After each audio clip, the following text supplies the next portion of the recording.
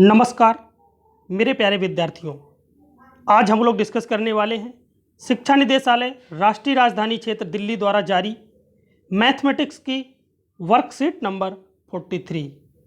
इसमें आज हम लोग डिस्कस करेंगे एक बिंदु से एक वृत्त पर स्पर्श रेखाओं की संख्या, कि किसी एक बिंदु से किसी वृत्त पर कितनी स्पर्श रेखाएं खींची जा सकती हैं।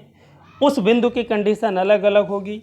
कभी वो बिंदु वृत्त के अंदर होगा, कभी वो बिंदु वृत्त पर होगा, कभी वो बिंदु वृत्त के बाहर होगा। इन तीनों कंडीशन में हम लोग जानेंगे कि कितनी स्पर्श रेखाएं वृत्त पर खींची जा सकती हैं। इससे पहले हम लोग प्रीवियस नॉलेज टेस्टिंग करेंगे।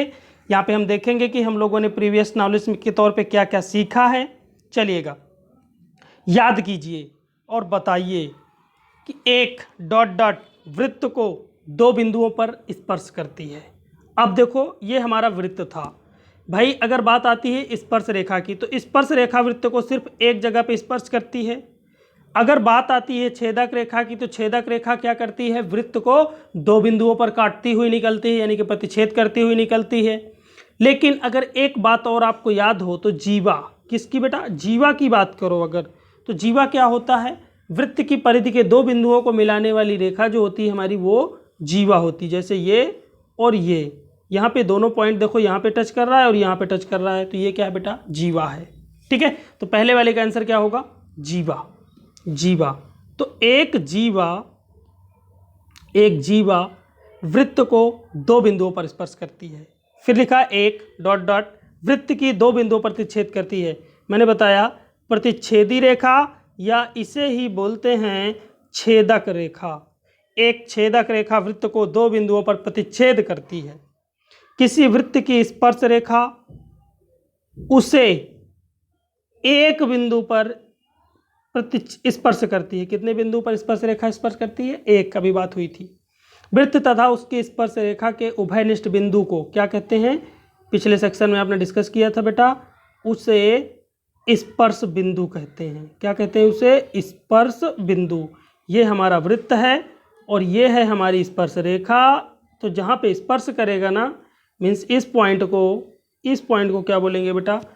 स्पर्श बिंदु बोलेंगे। इस पॉइंट को स्पर्श बिंदु बोलेंगे। तो यहाँ पे स्पर्श कर रहा है ना ये, तो इसे स्पर्श बिंदु बोलेंगे। इसे हम स्पर्श बिंदु बोलेंगे। यहाँ पे जो पॉइंट है हमारा, इसे स्पर्श बिंदु बोलेंगे। ठीक है, स्पर्श बिंदु, पॉइंट ऑफ कॉन्टैक्ट। ठीक है, चलिएगा नेक्स्ट देखेंगे, आगे डिस्कस करेंगे।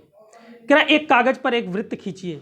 एक कागज पर एक वृत्त खींचिए। चलो हम इस कागज पे एक वृत्त खींच देते हैं। हमने एक वृत्त यहाँ पे खींच दिया। फिर कह रहा है खींचिए एक बिंदु P, इसके अंदर लीजिए। अब हमें क्या करना है? यहाँ पे एक अंदर पॉइंट P लेना। हमने एक अंदर इसके पॉइंट P ले लिया। ठीक है, पॉइंट P कह रहा है इससे स्पर्श रेखा खींचिए। लीजिए, क्या आप उस बिंदु P से वृत्त पर स्पर्श रेखा खींच सकते हैं? नहीं। अगर हम करना भी चाहें, देखो करके देखते हैं बेटा।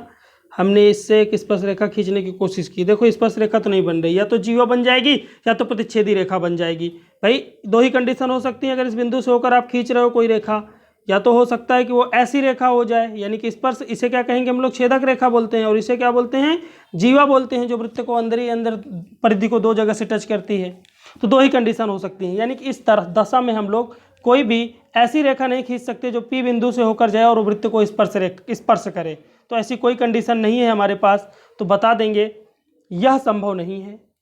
बता देंगे यह संभव नहीं है वृत्त के अंदर किसी बिंदु पर कोई स्पर्श रेखा खींची जा सके। यानी कि वृत्त के अंदर किसी बिंदु पर, वृत्त के अंदर स्थित किसी बिंदु से वृत्त पर स्पर्श रेखा नहीं खींची जा सकती। अर्थात वृत्त के अंदर स्थित किसी बिंदु से जाने वाली वृत्त पर कोई स्पर्श रेखा नहीं होती। ये बात फैक्ट हो गई। अगले पॉइंट का डिस्कशन करेंगे, पॉइंट 2। पॉइंट 2 क्या कह रहा है यहाँ पे? समझने की कोशिश करें। ठीक है, देखिएगा पॉइंट 2 को। और कह रहा है क्वेश्चन हमारा, स्थिति अलग है। कह रहा वृत्त पर एक बिंदु P लीजिए। अब देखो हम क्या करेंगे, हम यहाँ पे वृत्त ले रहे हैं। हमने वृत्त लिया और वृत्त पर एक पॉइंट यहाँ पे ले लो P, और हमने एक पॉइंट चलो P ले लिया। ये पॉइंट P है और इस पॉइंट P पर हमें स्पर्श रेखा खींचनी है। तो हम यहाँ से आराम से एक स्पर्श रेखा खींच देंगे। चाहे तो कलर दूसरा ले लेते हैं। ठीक है, चलो हाँ, अब हम इस पॉइंट पे एक स्पर्श रेखा खींच रहे हैं। चलो, ये हमारी स्पर्श रेखा P है, और दूसरे स्पर्श रेखा नहीं खींच सकते क्योंकि ये पॉइंट सिर्फ एक और एक है, इकलौता अकेला पॉइंट है। ठीक है, एक ही पॉइंट से, यानी कि वृत्त पर अगर कोई बिंदु स्थित है तो उससे सिर्फ और सिर्फ एक स्पर्श रेखा खींची जा सकती है। तो ये हो गया। अब स्थिति तीसरी देखते हैं कि तीसरी सिचुएशन क्या है। अब हमारे पास वृत्त के बाहर कोई एक बिंदु लेना है हमें। चलो, हम यहाँ वृत्त ले लेते हैं, ये हमारा वृत्त है, और वृत्त के बाहर एक पॉइंट ले लीजिए। यहाँ पे पॉइंट है P। चलो, ये पॉइंट P है। इस बिंदु से वृत्त पर कितनी स्पर्श रेखाएं खींची जा सकती हैं? ठीक है, खींच के देखते हैं। पहली स्पर्श रेखा एक खींच के देखते हैं। चलो, पहले स्पर्श रेखा एक खींचो इस पॉइंट P से, तो एक पॉइंट P से स्पर्श रेखा ये हो गई, और दूसरी स्पर्श रेखा भी पॉइंट P से ही खींचनी है। खींच दीजिए, पॉइंट P से ही दूसरी स्पर्श रेखा खींचनी है। ये हमने स्पर्श रेखा दूसरी वाली भी खींच दी।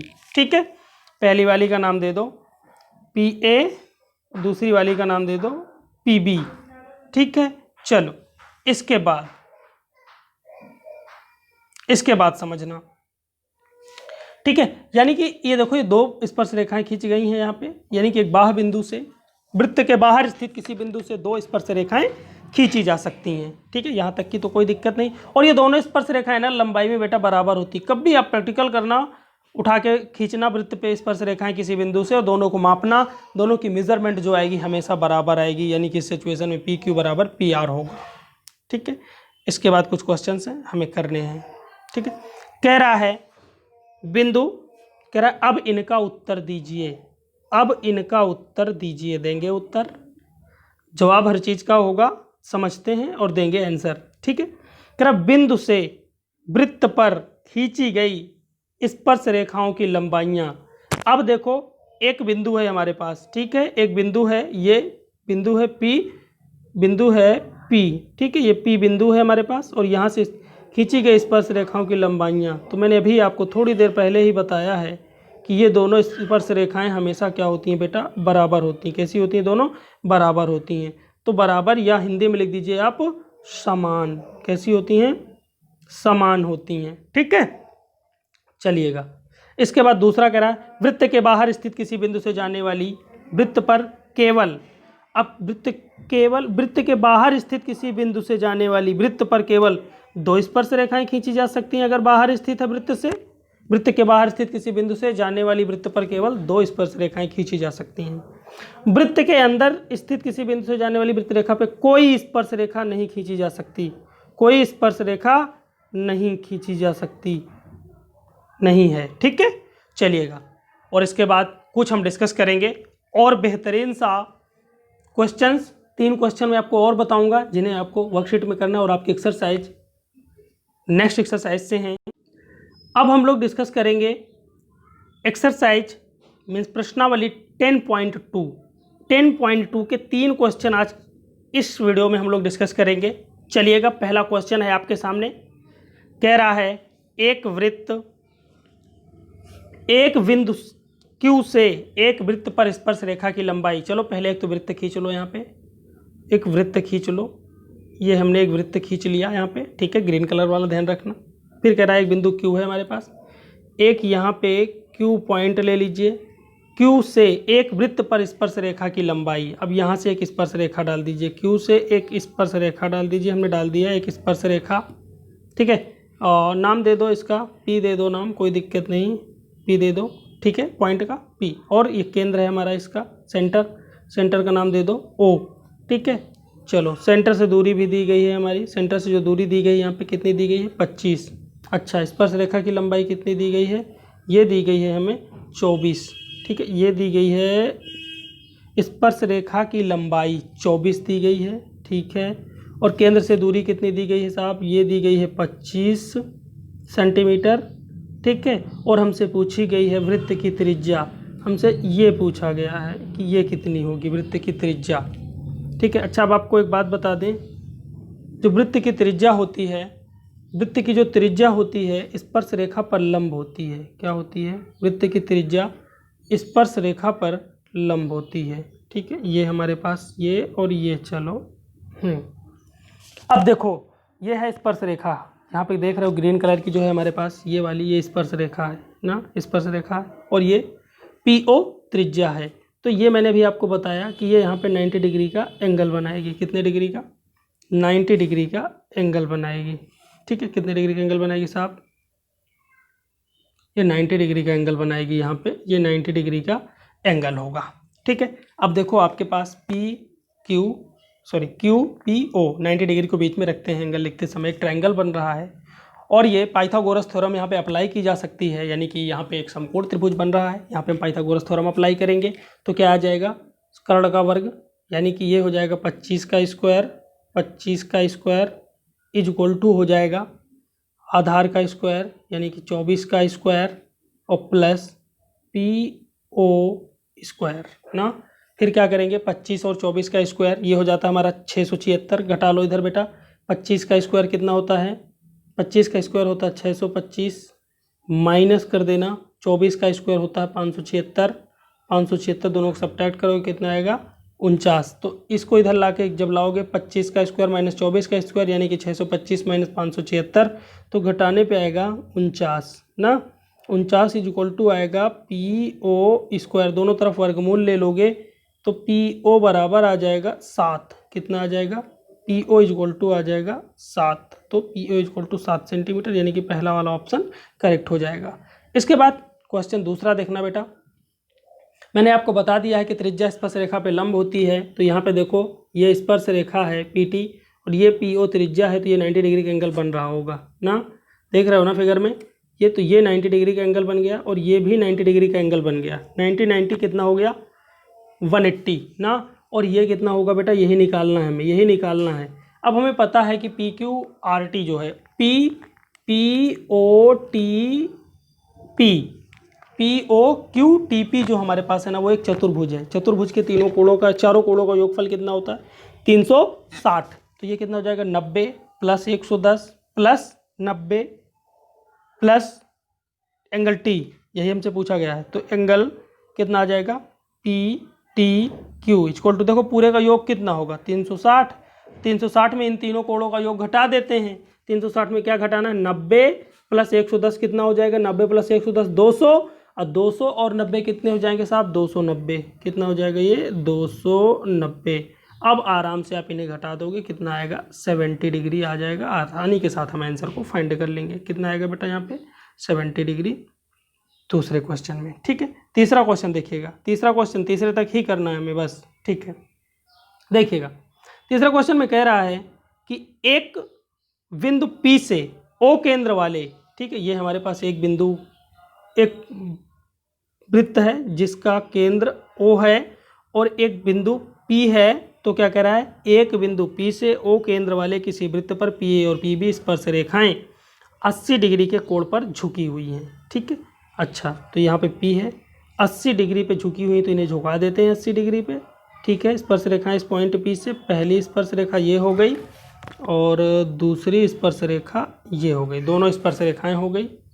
ठीक है, थोड़ा स्पर्श रेखा कम अच्छी बनी है और अच्छी बनाने की कोशिश करते हैं। चलिएगा, सीधी हो गई। ठीक है, ये हो गया और दूसरी ये हो गई। ठीक है, दोनों स्पर्श रेखाएं हो गई। अच्छा, फिर इसके बाद ये दोनों से एक दूसरे पे कितने पे झुकी हैं?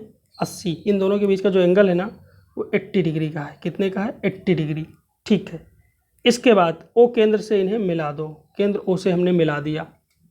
अब हमसे क्वेश्चन ये कह रहा है झुकी हैं, तो ये कितने डिग्री का होगा ये भी हमें बताना है, कि मीन्स एंगल जो है PO।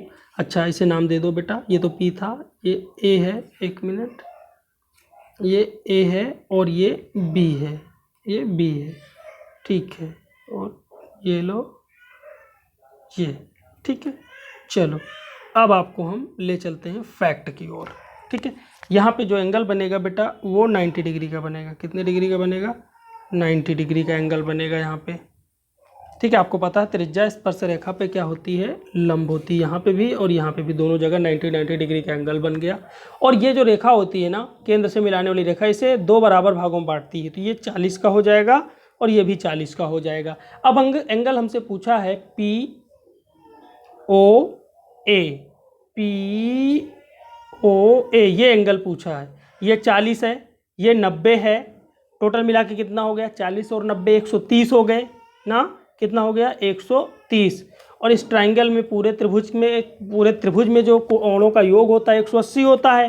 तो क्या करेंगे 180 में से अगर 130 घटा दें तो ये बचा हुआ एंगल मिल जाएगा। ठीक है, तो हम क्या करेंगे 180 माइनस 130 कितना आएगा 50 डिग्री, कितना आएगा 50 डिग्री। और यहाँ पे पहला क्वेश्चन सही हो जाए, पहला ऑप्शन सही हो जाएगा।